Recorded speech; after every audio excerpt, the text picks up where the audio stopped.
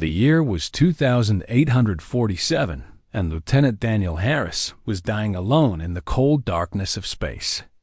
His small patrol ship had been attacked by raiders near the edge of known territory. The engine was dead. The communication system was broken into pieces.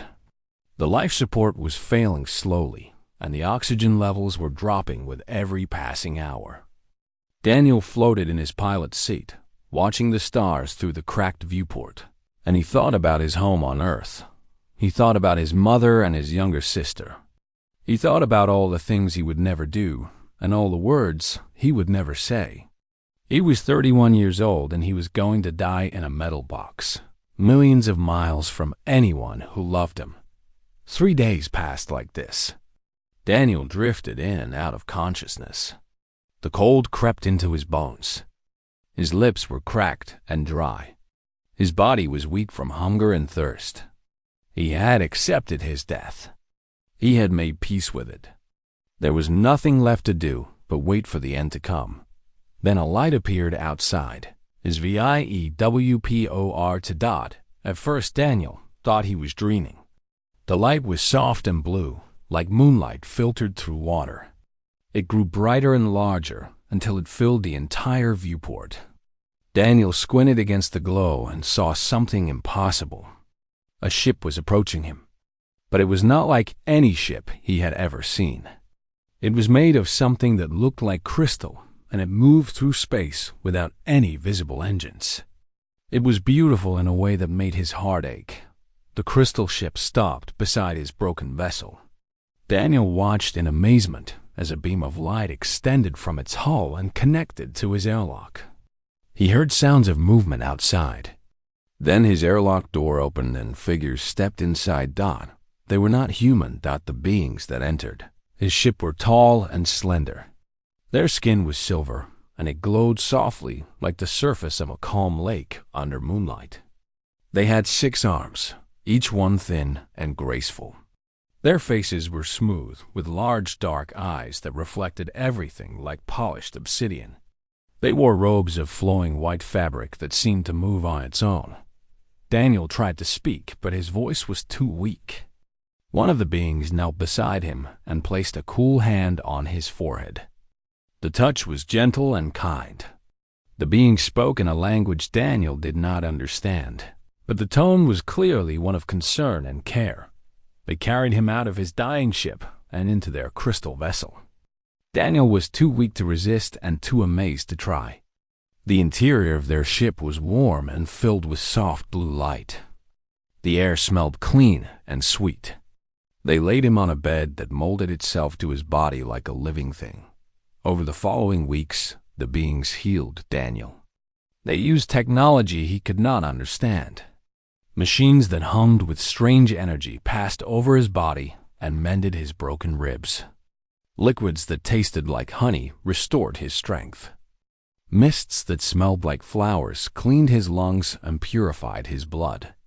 Day by day, he grew stronger. Day by day, he learned more about his rescuers. They called themselves the Velnorians. Their leader was a female named Siltara, and she was the one who had ordered them to save him. She visited Daniel often in his healing room, sitting beside his bed and talking with him through a translation device. Her voice was musical and soft.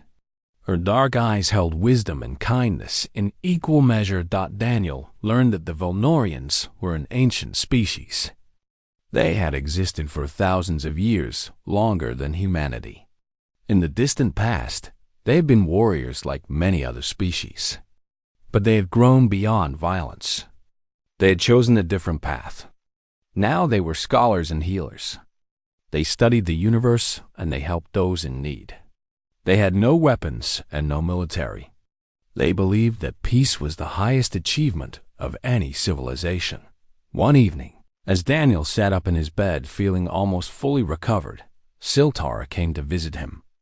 She sat in her usual chair and folded 4 of her 6 hands in her lap. The other 2 rested on her knees. "You are almost healed," she said through the translator. "Soon you will be able to return to your people." "I do not know how to thank you," Daniel replied. His voice was steady now. His body was strong. "You saved my life. You had no reason to help me. Your people have never met humans before. We have no treaties. No trade agreements. Nothing. Why did you do it?" Siltara tilted her head slightly. Her silver skin pulsed with soft pink light, which Daniel had learned was a sign of warmth and affection.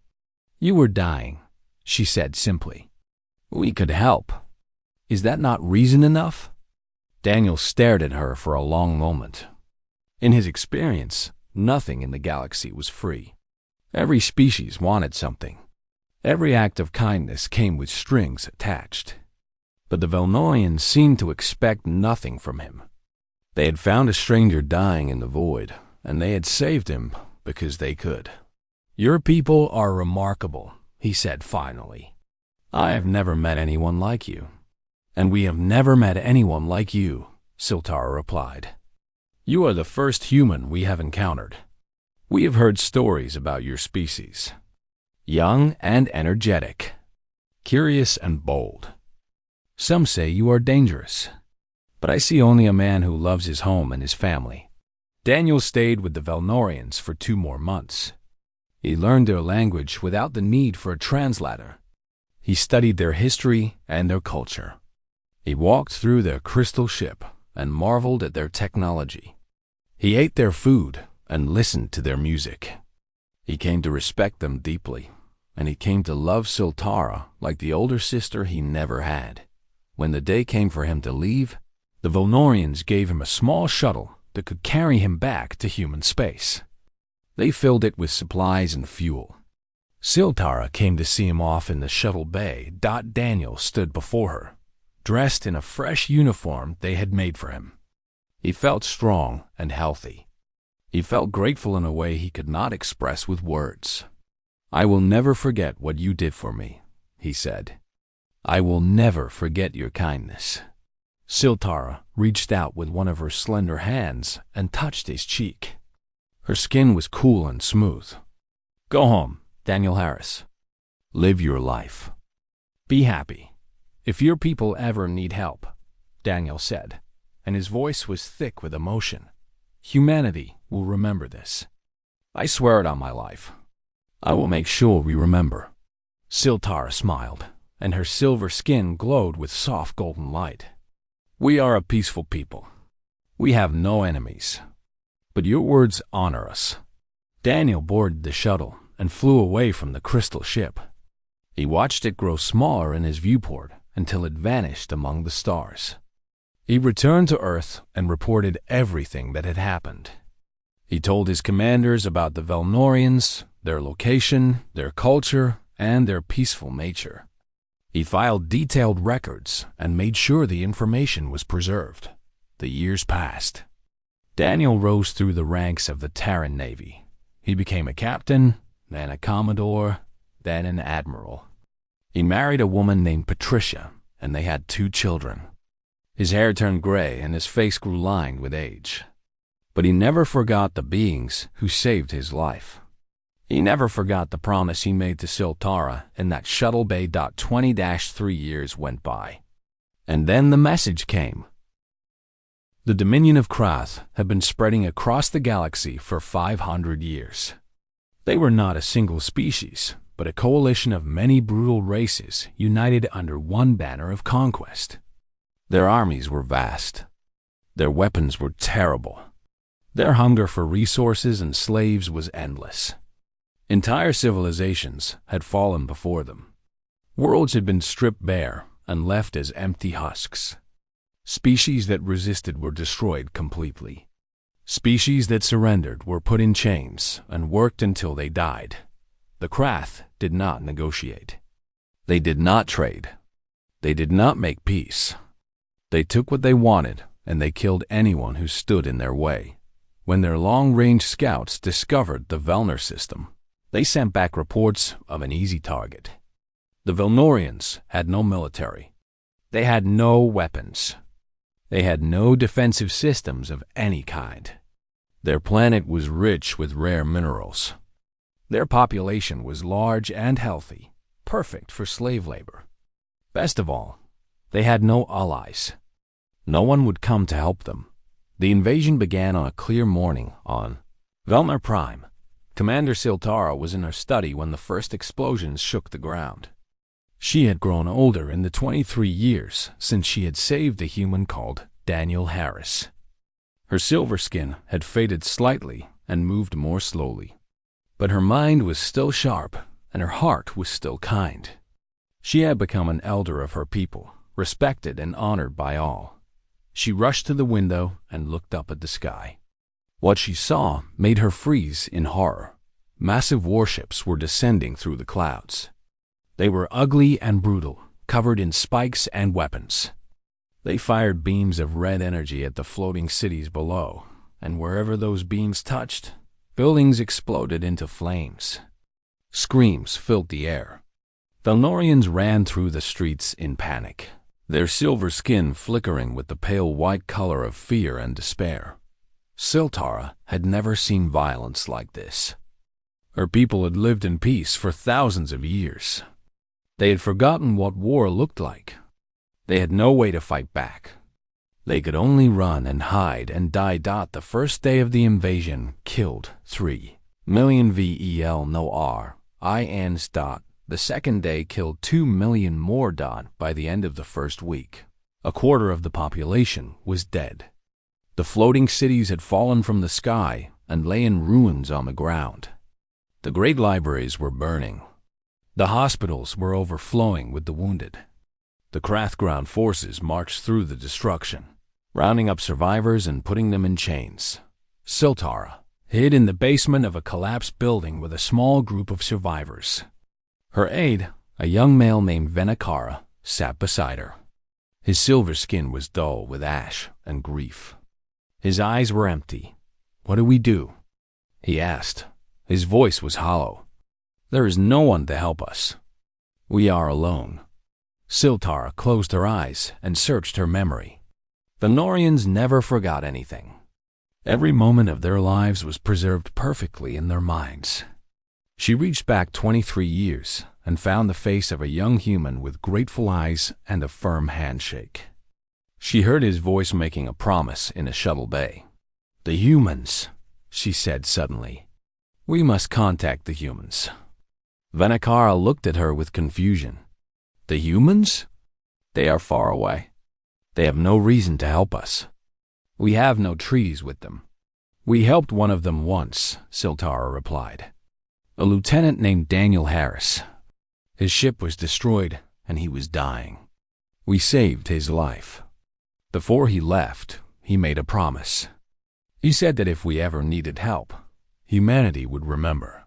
"One human's promise from 23 years ago? That is all we have?" Siltara looked at her young aide with tired but determined eyes.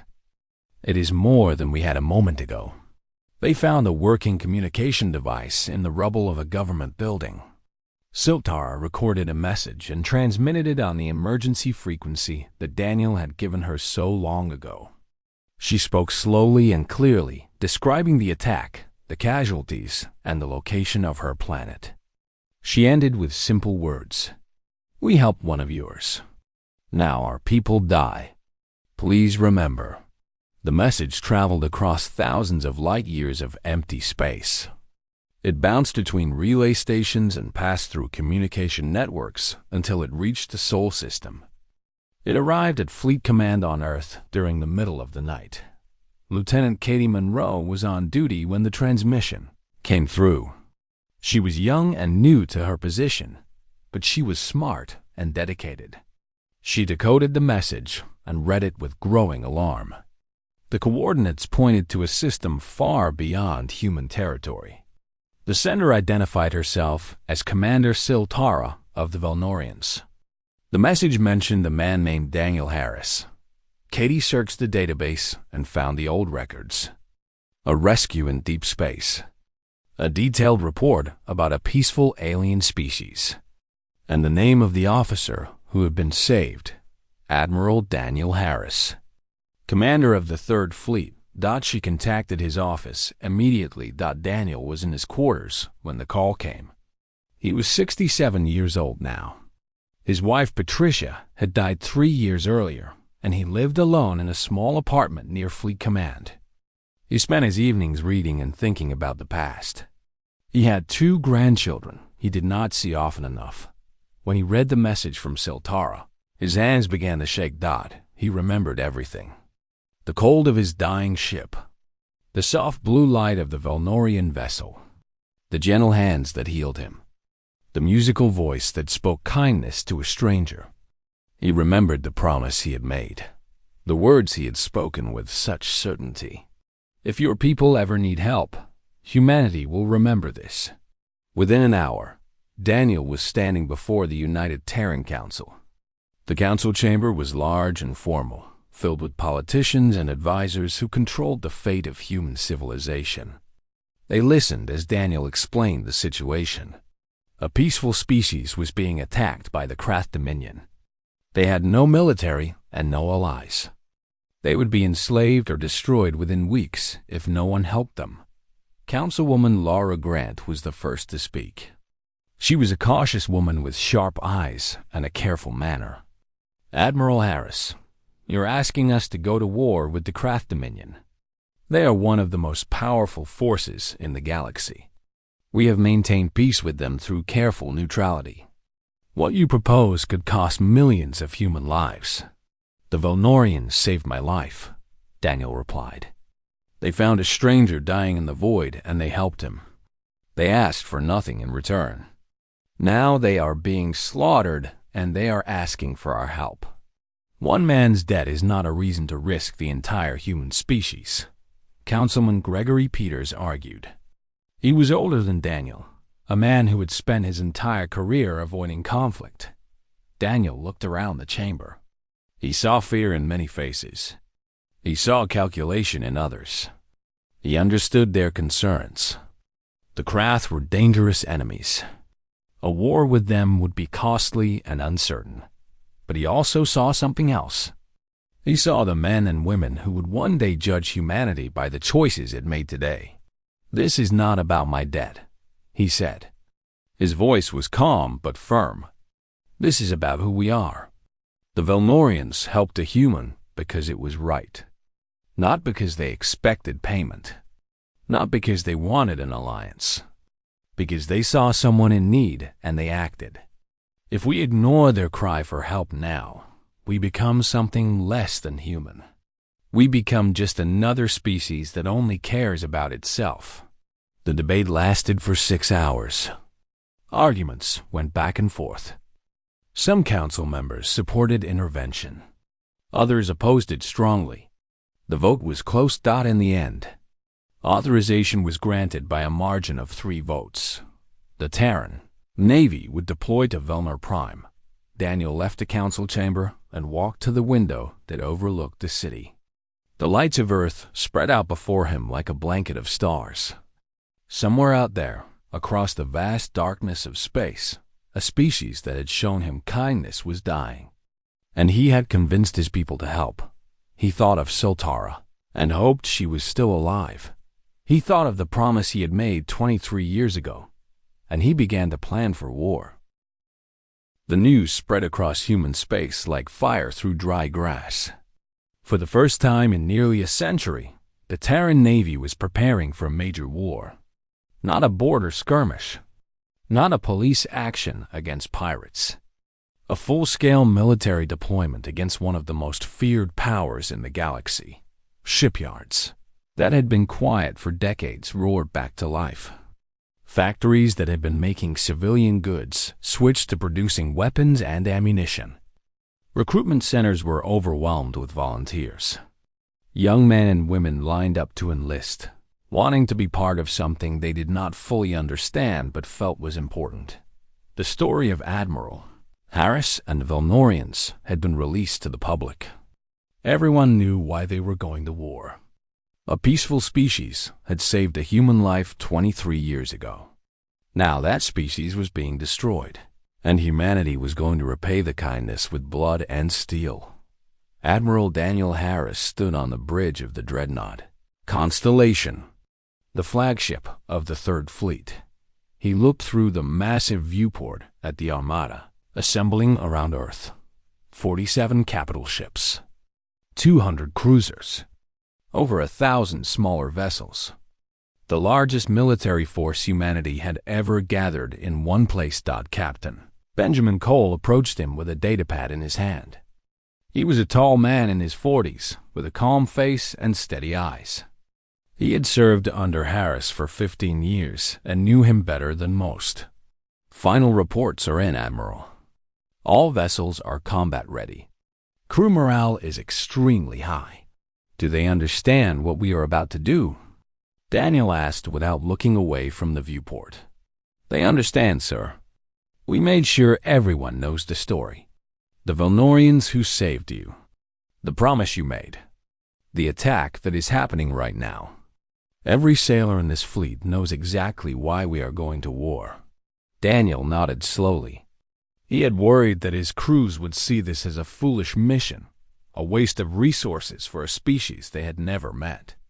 But the opposite had happened. The story had touched something deep in the human spirit. People wanted to believe that kindness mattered, that debts of honor should be repaid. They wanted to be part of something noble. On the engineering deck of the Constellation, Chief Engineer Megan Torres was running final checks on the main weapon systems. She was a short woman with dark hair and grease-stained hands. She had spent 20 years keeping ships running, and she knew every pipe and wire in the Constellation like she knew her own body. The ship was equipped with Helios cannons, the most powerful weapons humanity had ever built. They fired concentrated beams of energy that could cut through any known armor. They had never been used in real combat before. Today, they would be tested against the Krath. Commander Lisa Park entered the engineering bay and watched Megan work. She was the ship's second officer, responsible for coordinating between the bridge and the rest of the crew. How are we looking? Lisa asked. Megan wiped her hands on a rag and smiled grimly. These guns have been sleeping for too long. Time they woke up. Throughout the fleet, similar preparations were happening. Pilots ran simulations in their fighters, practicing attack runs and evasive maneuvers. Marines checked their weapons and armor, making sure everything was ready for ground combat if needed. Medics organized their supplies and prepared for casualties. They hoped would not come. In the mess hall of the cruiser Northwind, a group of young sailors gathered around Gunnery Sergeant Tony Reeves. He was an old veteran with gray hair and scars on his arms. He had served in the Corsair Uprising 30 years ago, the last major conflict humanity had faced. Listen to me, Tony said, looking at the young faces around him. Some of you are scared. That is normal. Only fools are not scared before battle. But I want you to remember something. We are not going to war for territory. We are not going to war for resources. We are going to war because good people are dying and they asked for our help. That is the best reason there is. A young ensign raised her hand.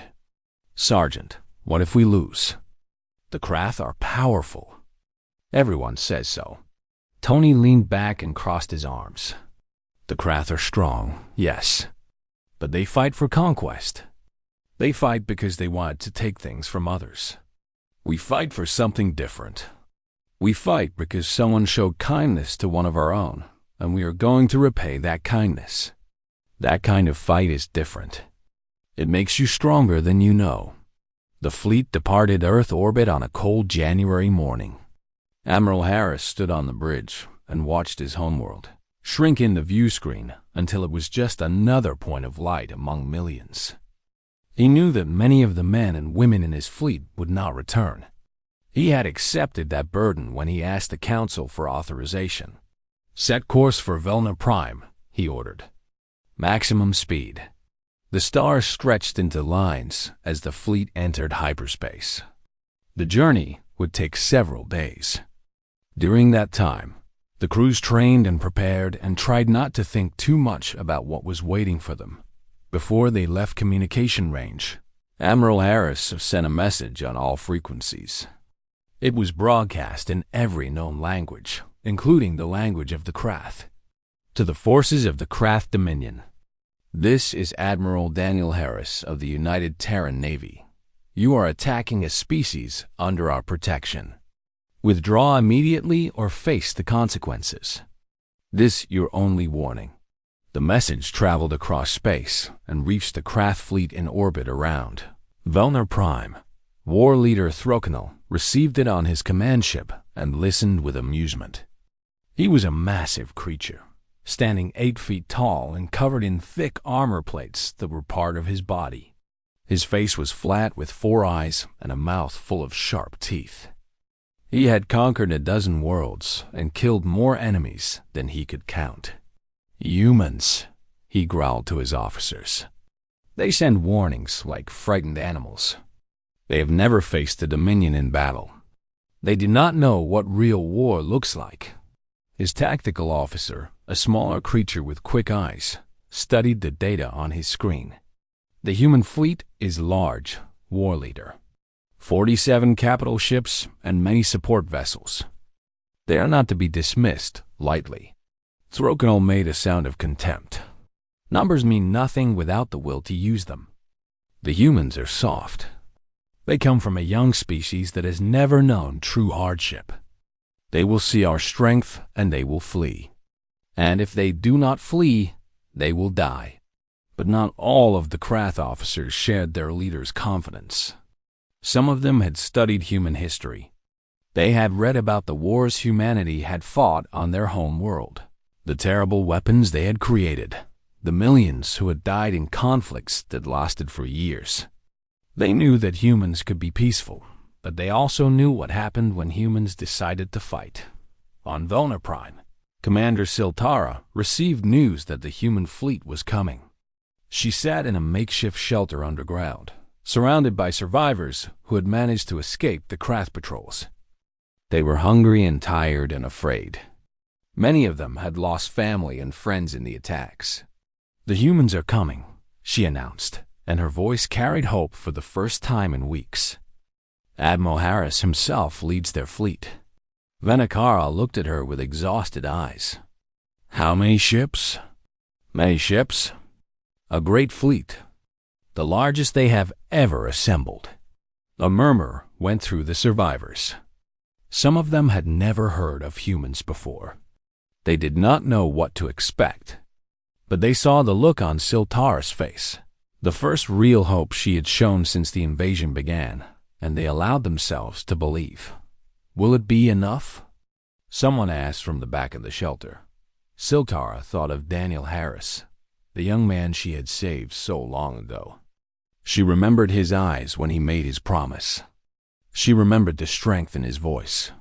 It will be enough, she said. The humans keep their promises. Above them, the Krath continued their occupation. They were stripping resources from the planet and loading Velnorian prisoners onto transport ships. They had no idea what was coming. They thought this would be another easy conquest, another species added to their collection of slaves. They were wrong. The Terran fleet emerged from hyperspace at the edge of the Velnar system, and what they saw made even the most experienced officers fall silent.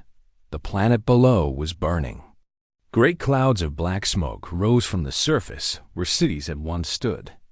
Debris fields surrounded the world, the remains of orbital platforms and civilian vessels that had been destroyed in the initial attack. The beautiful crystal structures that had floated in the atmosphere were gone, reduced to rubble, and ash. Admiral Daniel Harris stood on the bridge of the Constellation with his hands clasped behind his back. His face was hard as stone, but inside his heart was breaking. He had remembered Velnar Prime as a paradise, a world of peace and beauty. Now it looked like a graveyard. Status of enemy forces, he ordered, his voice cold and steady. Captain Cole reviewed the sensor data on his screen. Approximately 60 Krath warships in high orbit, Admiral. Another 30 in lower positions around the planet. They outnumber us in capital ships, but not by much. Configuration? Standard Krath battle formation. Heavy ships in the center, lighter vessels on the flanks. They appear confident. Daniel nodded slowly. The Krath outnumbered them, but that was expected. Numbers were not everything in war. What mattered was skill and will and purpose. The humans had come to save a species that had shown them kindness. The Krath had come to enslave and destroy. Those were very different reasons to fight. The Krath fleet began to move, forming a massive wall of ships between the Terrans and the planet. Their weapons powered up, filling space with the glow of charging energy weapons. War leader Throkanol broadcast a message to the approaching humans. Terran Admiral, you have made a fatal mistake coming here. The Velnorians belong to the Dominion now. Turn back while you still can. If you advance, you will be destroyed. Daniel did not reply to the threat. Instead, he turned to his communications officer, a young man named Chris Bennett. Open a channel to all ships.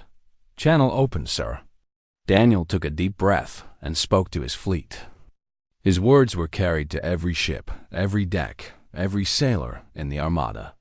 This is Admiral Harris. You all know why we are here. 23 years ago, I was dying alone in space. Strangers found me and saved my life. They asked for nothing in return. They helped me because it was the right thing to do. Today, those strangers are dying. They sent a message asking for help. And we are here to answer that message.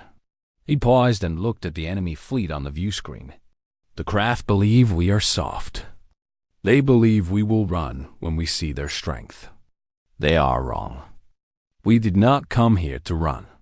We came here to fight. We came here to show the galaxy what humanity does when kindness is repaid with fire. Every species is watching us today. They are watching to see if we stand for something greater than ourselves. Let us show them the answer. He straightened his back and gave the order. All ships, weapons free. Engage the enemy. The Terran fleet surged forward. The first volley of Helios cannons lit up space like a newborn star. Concentrated beams of energy cut through the darkness and slammed into the Krath formation. Ships that had never faced human weapons before found their armor melting like wax. Explosions bloomed across the enemy line as vessels were cut apart. The Krath returned fire immediately. Their own weapons were powerful, designed for conquest and destruction. Red beams of energy lanced toward the Terran ships, striking shields and hulls. The cruiser Dauntless took a direct hit and broke apart. Its crew of 400 lost in an instant. But the humans did not stop. They did not slow down. They charged into the enemy formation like wolves attacking a herd. On the Constellation, Chief Engineer Megan Torres pushed the main reactors to their limits.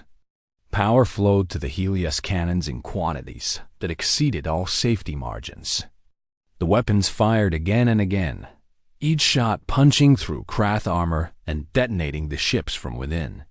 Keep firing, she shouted to her team over the roar of the engines. Do not stop until every one of them is dead.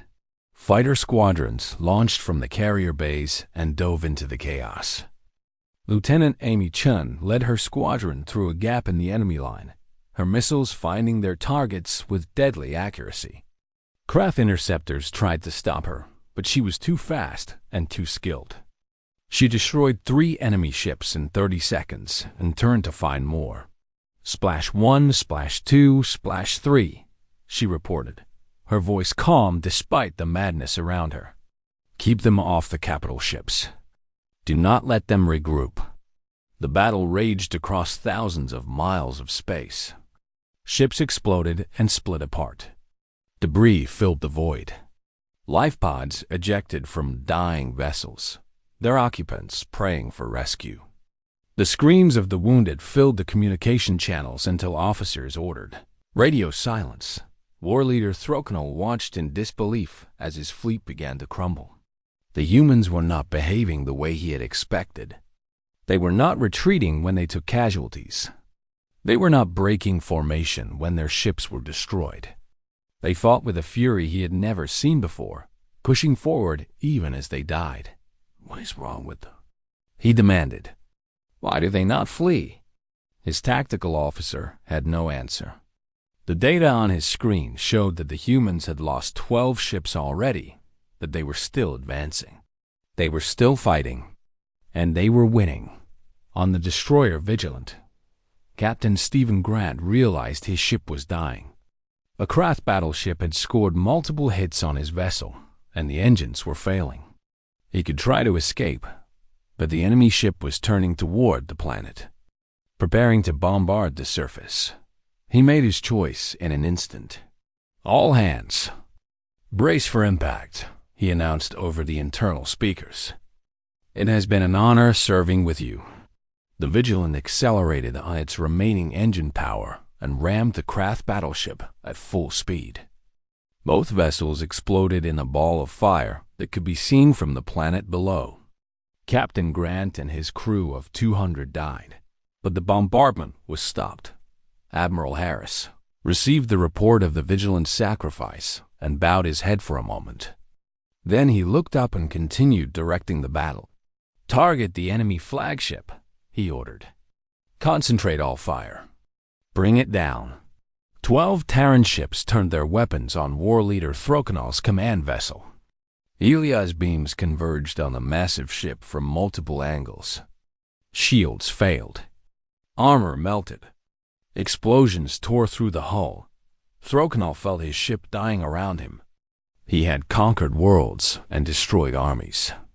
He had never known defeat. And now he was going to die at the hands of a species he had dismissed as weak. The Krath flagship exploded in a flash of light that outshone the sun. With their leader dead, the remaining Krath ships tried to flee, but the humans did not let them. Admiral Harris gave the order to pursue and destroy. No enemy vessel would escape to bring reinforcements. No survivor would report what had happened here. The hunting lasted for 3 more hours. Terran ships chased down the fleeing Krath and destroyed them one by one. The Helios cannons fired until their barrels warped from the heat. Pilots flew until they could barely keep their eyes open. But they did not stop until every enemy ship was dead. When it was over, space around Velner Prime was silent. 90 Krath warships had been reduced to drifting wreckage. The Dominion's forces in the system had been completely destroyed. Not a single enemy vessel had escaped. The cost had been high. 12 Terran capital ships were gone. 43 smaller vessels had been destroyed. Over 8,000 human sailors had died. Admiral Harris stood at the viewport and looked down at the scarred planet below. Smoke still rose from the surface. Fire still burned in the ruins of cities. But the Krath were gone. The killing had stopped. Contact the surface, he ordered, his voice tired but steady. Tell Commander Siltara that help has arrived. The aftermath of the Battle of Velner Prime sent shockwaves across the galaxy. In the dark throne room of the Krath Dominion, the High Overlord received news of the disaster. An entire battle fleet had been destroyed. 90 warships lost without a single survivor to report what had happened. War leader Throkanal, one of their most experienced commanders, was dead. The Overlord sat in silence for a long time, processing this information. The Dominion had conquered hundreds of worlds. They had crushed every enemy that stood against them. And now a species they had dismissed as young and soft had annihilated one of their fleets. How did this happen? He demanded of his advisors. They had no answers, but they understood the implications. The humans were not to be underestimated. The humans were dangerous.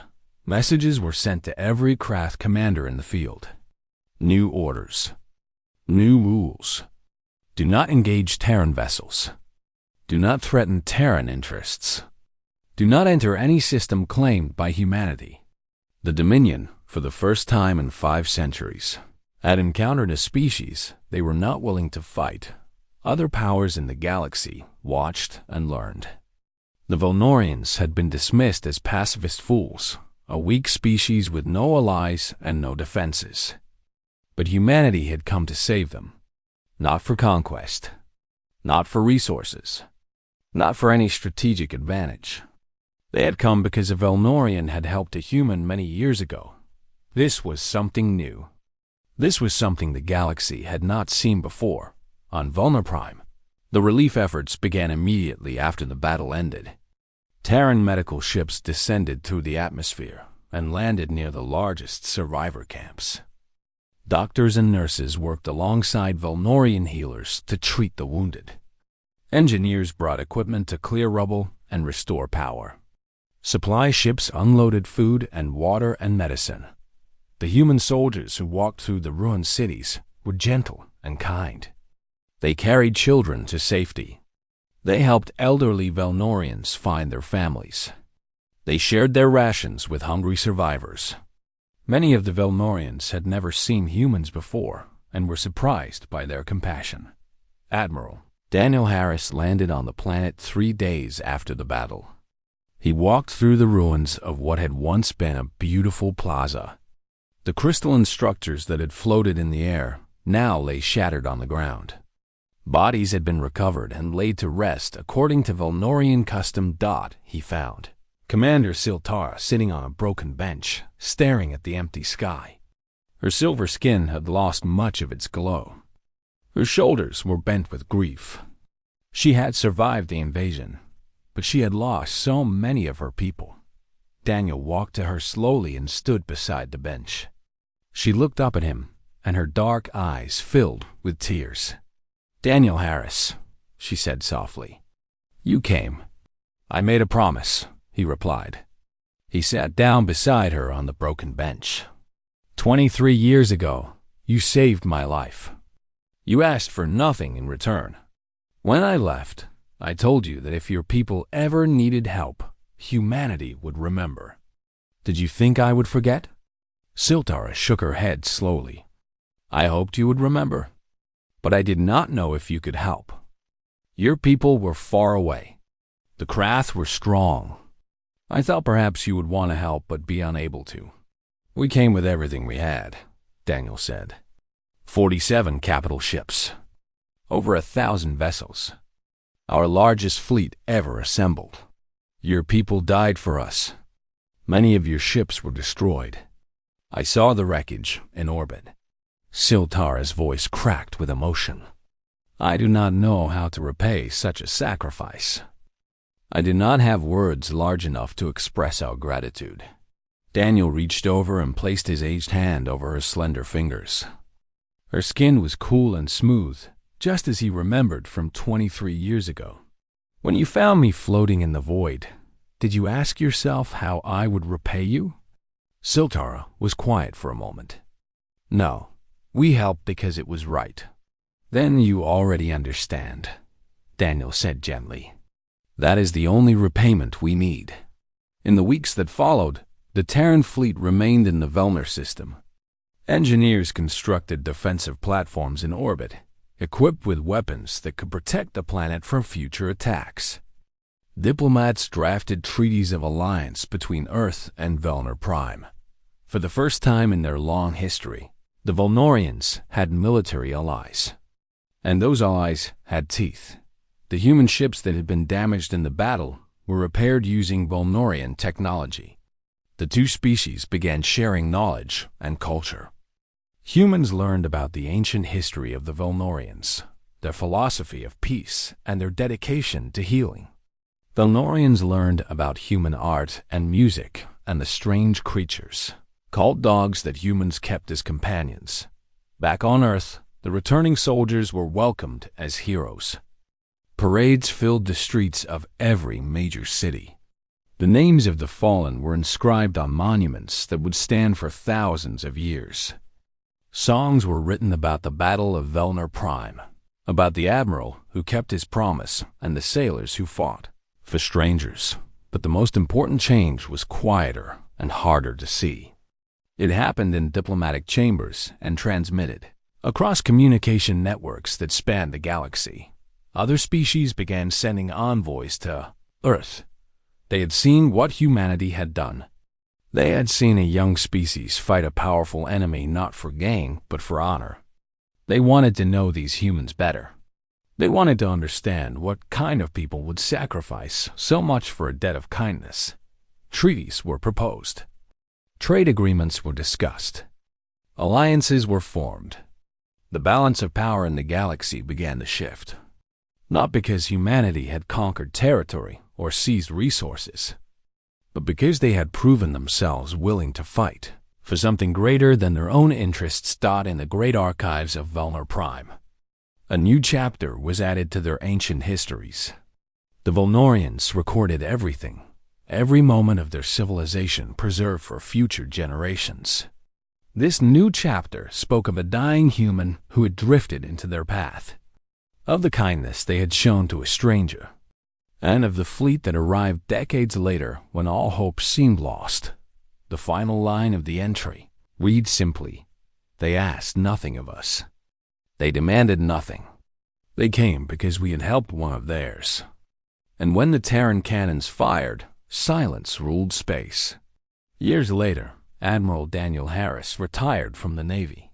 He had given everything he had to his service, and now it was time to rest. He moved to a small house by the sea, where he could watch the waves and listen to the birds and think about the long, strange journey his life had taken. He corresponded regularly with Siltara through long-distance communications. She had become like a sister to him, a connection that went beyond species and distance and time. They talked about their memories and their hopes and the small everyday things that made life worth living. On the wall of his study hung a single decoration. It was a crystalline pendant that the Velnorians had given him during his recovery all those years ago. It glowed with soft blue light that never faded. He often looked at it in quiet moments, remembering the kindness that had started everything. Daniel lived to be 93 years old. He died peacefully in his sleep on a warm summer night with the sound of the ocean in his ears. When the news reached Velner Prime, Siltara wept for the loss of her friend. But she did not grieve forever. She knew that Daniel's legacy would live on in the alliance between their peoples, in the treaties that had been signed, in the children who would grow up in a galaxy where humanity was known for honoring its debts. The story of the lieutenant who was saved by strangers and the admiral who brought a fleet to repay that kindness became legend. It was told on 100 worlds in 100 languages. It became a symbol of what was possible when different species chose trust over fear and generosity over selfishness. And in the great silence of space, among the stars that had witnessed so much war and suffering, there was now a new memory. A memory of cannons that fired not for conquest, but for gratitude. A memory of a promise kept across decades and light years. A memory of kindness returned with interest. That was the gift Daniel Harris left behind. Not territory, not wealth, not power, just a story. But sometimes a story is enough.